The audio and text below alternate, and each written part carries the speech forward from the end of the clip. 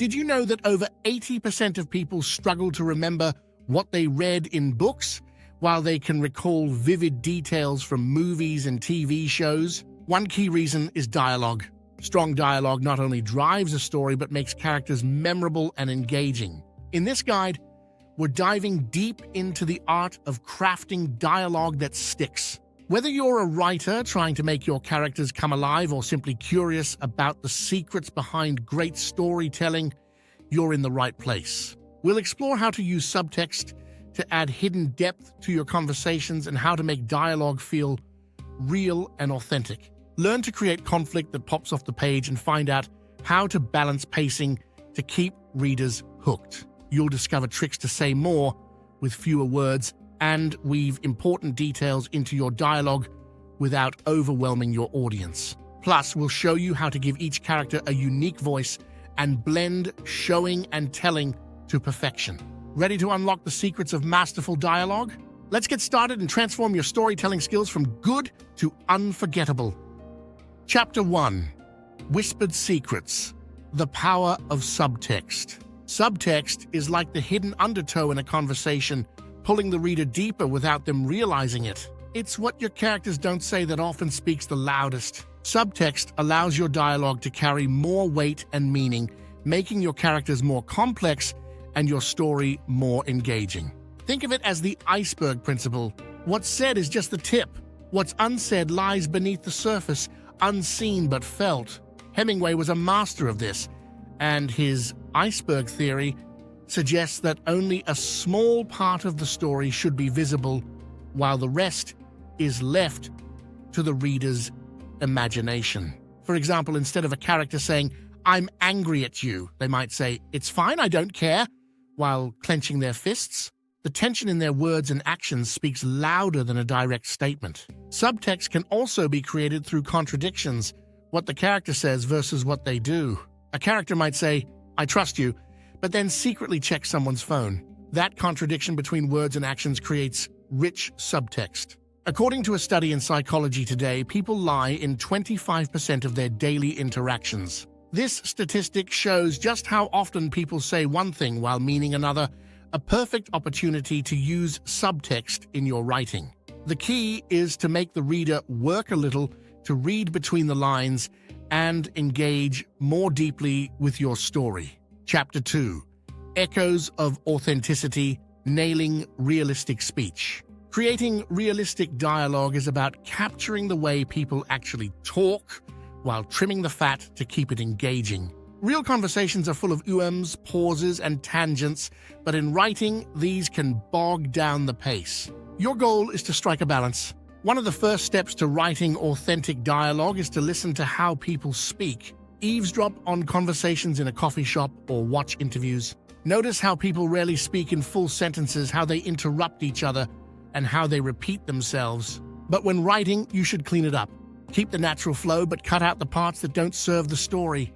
For instance, instead of writing, "Well, I was just thinking that maybe, if it's not too much trouble, we could, go to the park," simplify it to, "What if we went to the park?" It's still casual, but much clearer. Another tip is to tailor your dialogue to each character's background, personality, and situation. A CEO might speak in clipped, direct sentences, while a teenager might be more likely to use slang or fragmented speech. This personalization makes your characters feel real and distinct. Consider this quote from Elmore Leonard: "If it sounds like writing, I rewrite it." Authentic dialogue should feel effortless, like a natural exchange between real people, not a crafted sentence on a page. Chapter 3. Clash of Titans. Crafting Conflict in Conversations. Conflict is the engine that drives your story, and nowhere is this more evident than in dialogue. When characters clash, the sparks that fly can light up the entire narrative.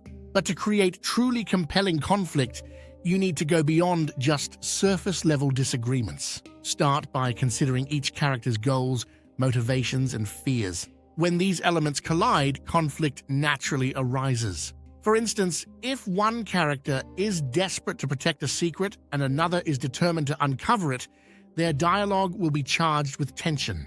The best conflicts in dialogue aren't just about what's being said, they're about what's at stake. Think about the underlying emotions driving the exchange. Is one character trying to assert power over the other? Are they testing each other's boundaries? This adds layers to your dialogue, making it more engaging. In a study by the Journal of Personality and Social Psychology, it was found that people are more persuasive when they argue against their self-interest. You can use this in your dialogue by having characters clash in unexpected ways. Maybe the villain reveals a soft spot or the hero admits a flaw. These twists can heighten the tension.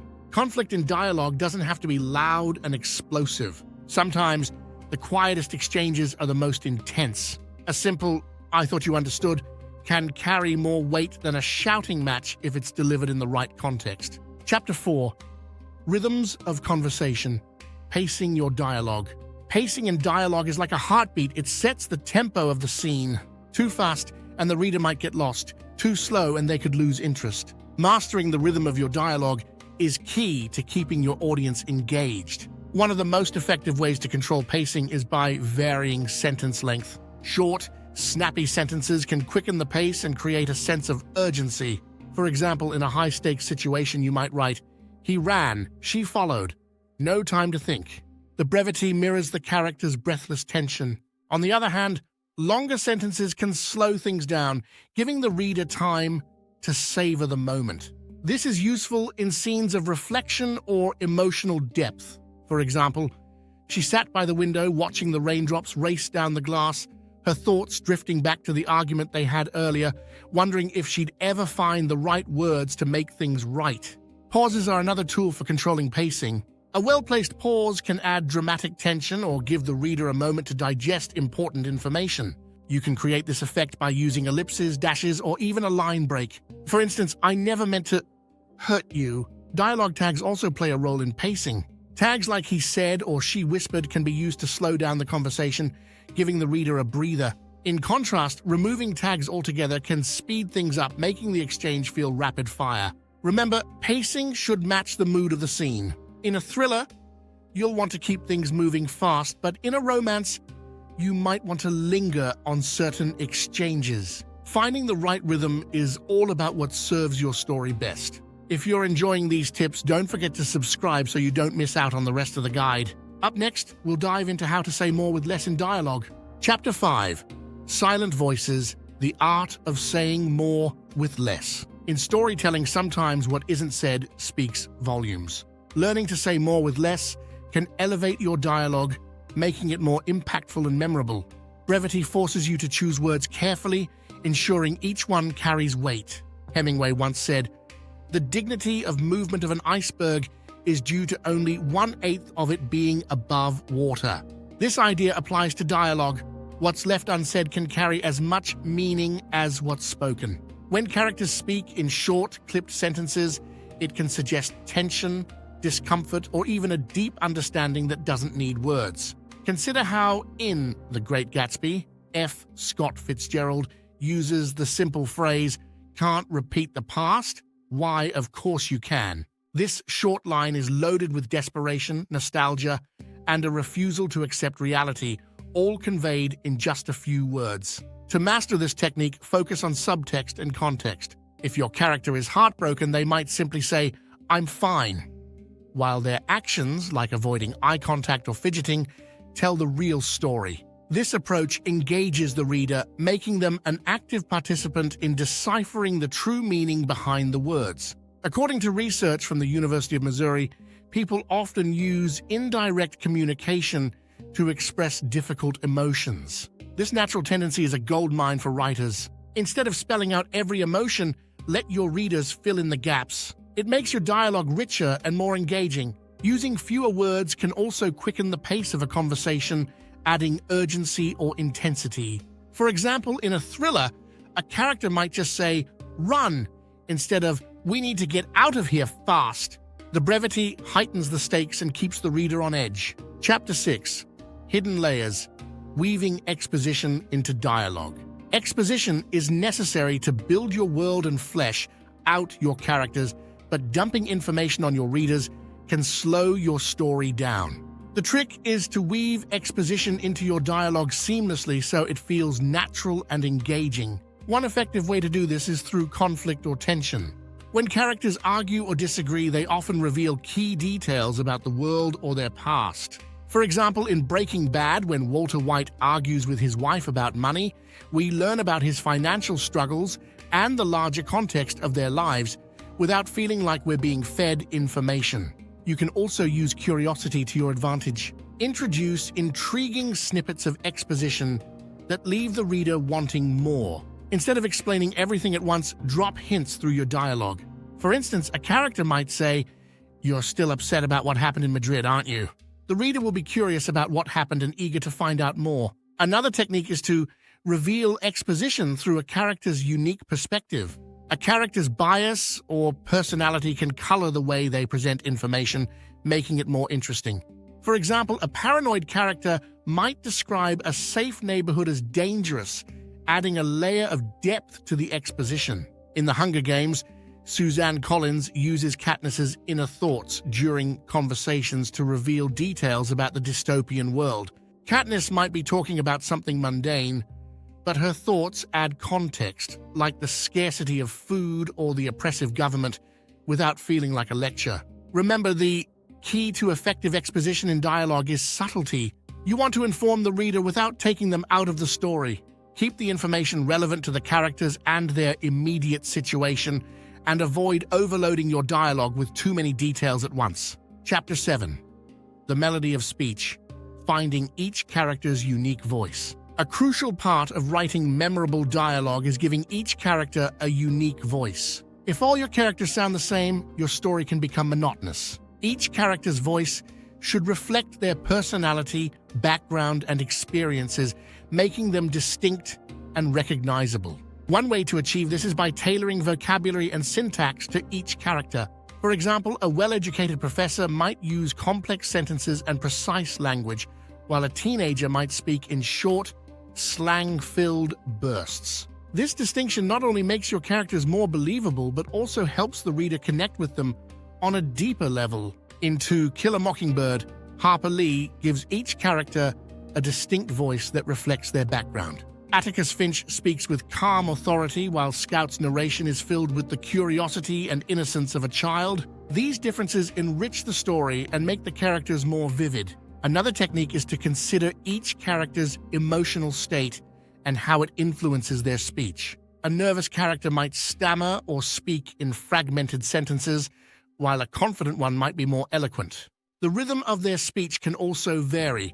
Some characters might speak quickly, others more slowly, reflecting their thought processes or emotional state. Using dialogue quirks can also help differentiate your characters. Maybe one character always starts their sentences with "well," or another always asks questions even when they know the answer. These small details can make your characters feel more real and help the reader identify who is speaking without needing dialogue tags. A study published in Linguistics and Education found that people's speech patterns are often influenced by their social environment and personal identity. By considering these factors when crafting your characters' voices, you can create dialogue that feels authentic and unique to each individual.